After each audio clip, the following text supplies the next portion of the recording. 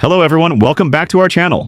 Today, we're going to explain a 2009 Korean movie called The Scam. It's a drama and thriller about a young man who gets caught up with people who cheat in the stock market. We'll see how he saves himself and makes millions from the market. If you want us to explain any other movie about the stock market or finance, please let us know in the comments. David's dream. The story starts with a young man named David.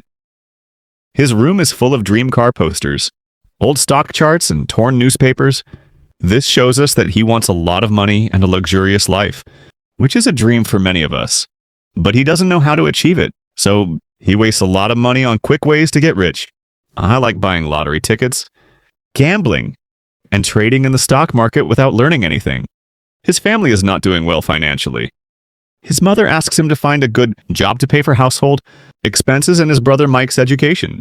David listens to his mother and goes for an interview, where he gets a salesman job. He doesn't want to do it, but he has to. A risky investment. A few days later, David is with his friends at a bar. One friend says that there's a lot of money in IT, company stocks these days, and that he's made a lot from them. Hearing this, David takes the last bit of money from his credit card and invests in the stock. His friend mentioned, this is like how some financial influencers or stock gurus share stock tips on social media and YouTube. They create excitement, and when small investors like us buy these stocks, they sell them to us at high prices and leave. This mostly happens with penny stocks, and notice this, when the market is going down, these financial influencers disappear as if they've vanished. Anyway, a few months later, as expected, David loses all the money he invested in stocks.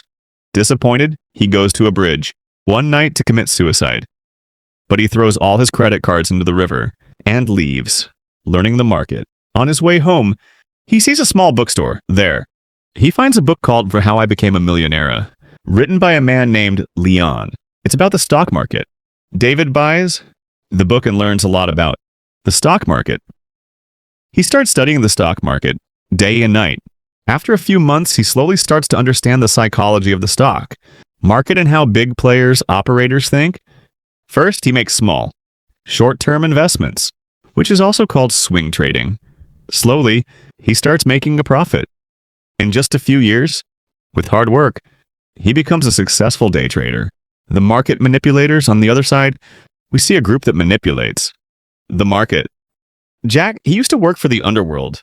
Now, he runs a company called DGS Capital and makes money by manipulating small companies in the stock market. Mario, he's an investment banker who buys and sells shares.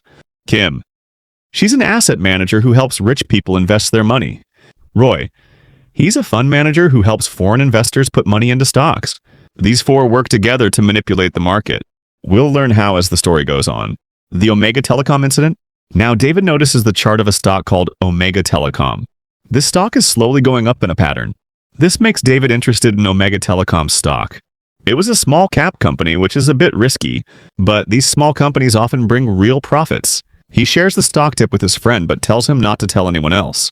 However, his friend spreads the word throughout the market, causing everyone to buy Omega shares, and the share price goes up quickly. In the stock market, timing is very important.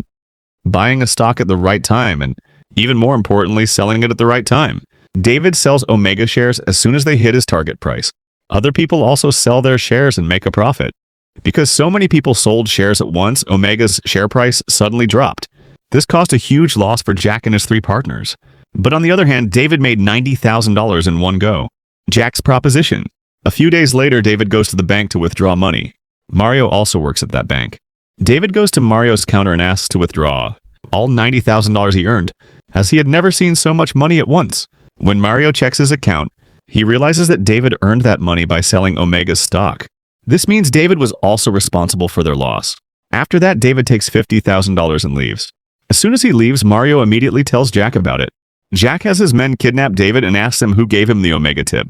David tells him that he invested in that stock after studying the chart. Jack asks him to explain.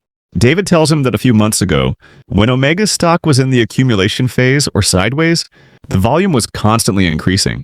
This happens when big investors and institutions buy shares in large quantities. For 3 weeks, that share was bought at a certain price. As soon as Omega's share price rose in the first week, he bought it and sold it when it reached his target price. He learned all this from the book he bought from that shop. Jack realizes that the boy is very talented. Now he wants to test David's talent because he suspects that David was just lucky this time. So Jack tells David to trade shares from his company's account and make a 20% profit in one day, or he won't leave alive.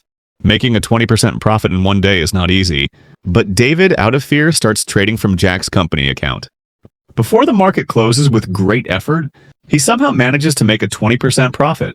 Joining the group, Jack is impressed by David's trading skills and decides to include him in his group.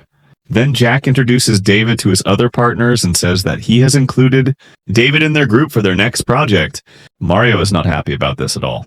Then Jack says that he has called a man named Wong, who is the owner of Dawson Construction Company, and he will help them in the next scam. Dawson Company is about to go bankrupt, so its share price is at the bottom. Wong then says that his friend Haku, an environmental scientist, has developed a system after a lot of research that can filter dirty drain water and make it drinkable. Not only that, but that system also kills all the bacteria in that water. Haku is looking for investors to bring his research into manufacturing. So now their plan is this. Wong's company will invest in Haku's project. They will create excitement in the media and market, which will increase Dawson's share price.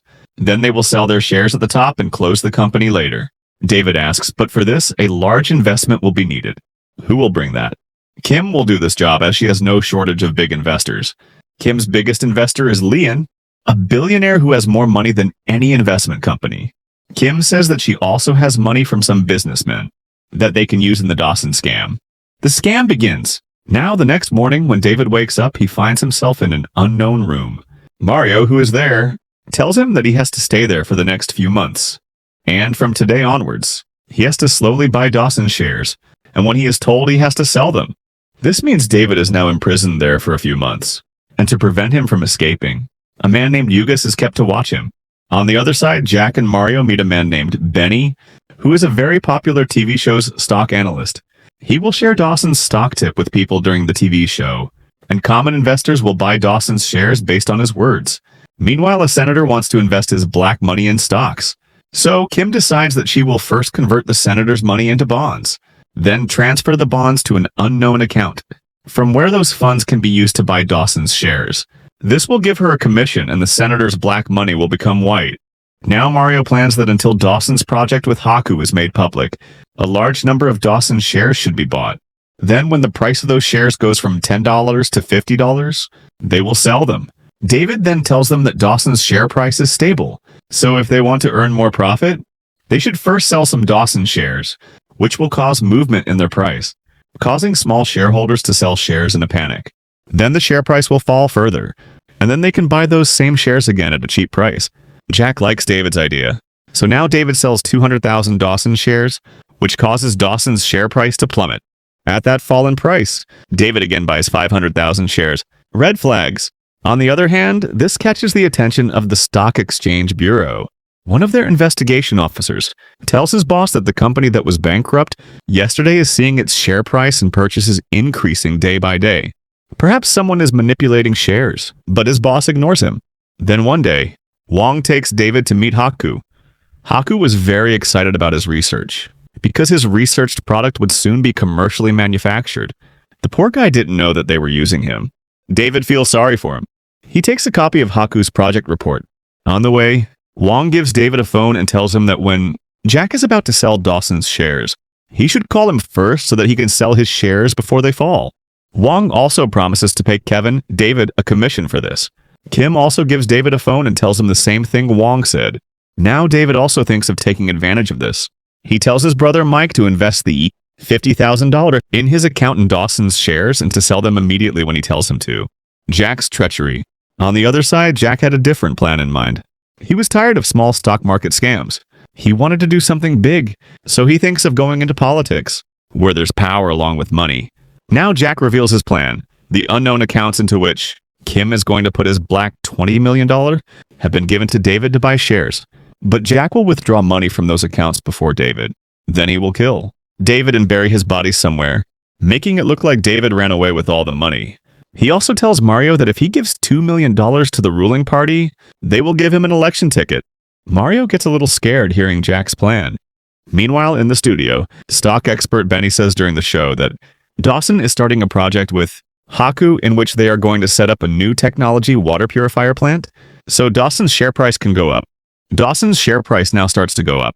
David tells Mike that when the share price reaches $40, he should sell them because Jack plans to sell the shares at $50. Now Mario's real game begins. He increases Dawson's share price slightly and sells them to Roy. Seeing foreign investors investing in Dawson's shares, small investors also start buying Dawson's shares. Roy sells those shares to Jack at an even higher price. Then he sells those shares back to Mario at an increased price again. In fact, they were increasing their share price by circulating them among themselves. Exactly like this a few years ago in our stock market, a big company was increasing its share price in the same way, whose name I will not mention.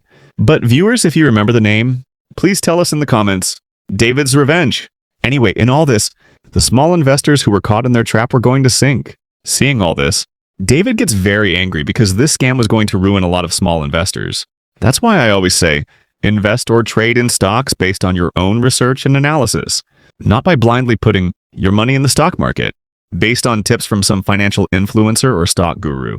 Now David decides that the very next day he will tell Mike to sell the shares. On the other side, Jack decides to kill David after selling all the shares. The next day, Jack's men come to kill David. He understands that they don't need him anymore, but before escaping, he messages Wong and Kim to sell their shares. Dawson's share price is $40, and the plan was to sell at $50. Kim stops the $20 million that was going to be invested in Dawson because she thinks Jack is playing a trick on her by selling shares at $40. Here, Jack's men catch David. Then Jack, unaware that Kim knows everything, calls Kim and tells her that David has run away with his money. Then Kim laughs and says that when she didn't even put money in the account, how could he run away with the money? Saying this, she hangs up the phone.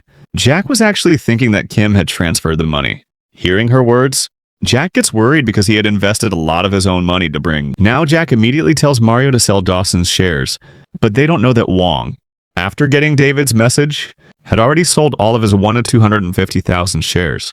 And because of selling such a large quantity of shares, Dawson's share price had plummeted. Seeing Dawson's fallen chart, Jack and Mario are shocked. Upon checking, it turns out that it was Wong's doing. On the other side, Jack's men are about to bury David alive when they get a call from Jack telling them to leave. David and catch Wong. They leave. David with Yugas and leave. And Yugas turns out to be Kim's man. He takes David to Kim. The final showdown. Meanwhile, Jack has no other way but to increase Dawson's share price. But after falling so low, how will they increase the price? So now Jack meets a man named Dean who can help them raise the fallen stock. Dean asks Jack for $5 million for this job. On this side, David and Kim also decide to increase Dawson's share price to get their money out. So both of them take Haku's project file and go to meet Leon. Leon reads Haku's research report, and Kim wants Leon to invest his money in Dawson so that its share price goes up. But Leon was afraid that as soon as Dawson's share price rises, Jack will sell his shares, causing the share price to fall again. So Leon refuses to invest. Then David says that he has a great plan, the grand plan. Meanwhile, Jack gives Dean $5 million and tells him to manipulate Dawson's shares and increase the share price. Now Dean sets a trap in Dawson's shares. He places some fake orders in Dawson's shares a few seconds before the market closes, which do not get executed but definitely cause a stir in the share price. Now, on the other hand, David explains his plan, saying that Haku's project really has potential, so it can be used for real. And he tells Kim to get government approval for Haku's project through the senator. This will create hype for Haku's project among the public. And since he has a joint venture with Dawson, Dawson's shares will rise again. Jack and Mario, out of greed, do not sell shares even with millions in profit. Then they find out that Leon is behind the increase in Dawson's share price. If he sells all the shares, Dawson's shares will fall back to the bottom. Hearing this, both of them immediately wanted to sell their shares, but the market was now closed. Jack gets very angry seeing the money he had in his hand going away. Jack realizes that Kim is Mason's agent, so he has to stop her from selling shares tomorrow morning at any cost. Jack's men put Dean's body in the trunk of Jack's car, and they take that car to Kim's office to stop her. But Kim is not there, only David. Kim is sitting in a cafe, waiting for the market to open. Just then, the police arrive and arrest Jack and Mario on charges of stock manipulation and scam. In fact, Kim had tipped off the police about them. Moreover, Dean's dead body is found in Jack's car. Now he's in deep trouble. A new beginning. Haku receives an award for his research.